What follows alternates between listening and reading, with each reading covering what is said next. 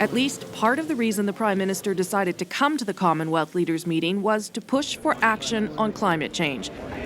Other world leaders encouraged Justin Trudeau to use Canada's clout in the Commonwealth to convince some of the other 53 nations to get on board with the plan to reduce greenhouse gas emissions. Ladies and gentlemen, I feel enormously proud of what the Commonwealth has achieved.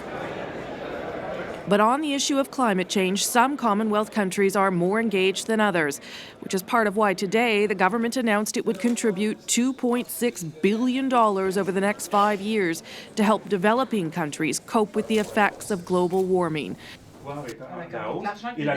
Stéphane Dion says he is confident this will help vulnerable nations. The needs are there, the projects are there. We'll not have a shortage of projects to mitigate and to adapt. Unfortunately, we are in a world where climate change is affecting the countries.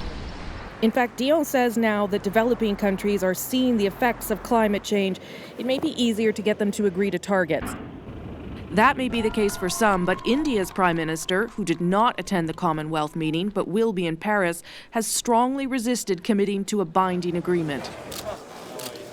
And it is at least part of the reason the French president was invited to the meeting and was determined to attend, to make a direct appeal to countries to build some momentum leading up to Monday. François Hollande applauded Canada's financial commitment today and then called on countries to be ambitious in setting targets.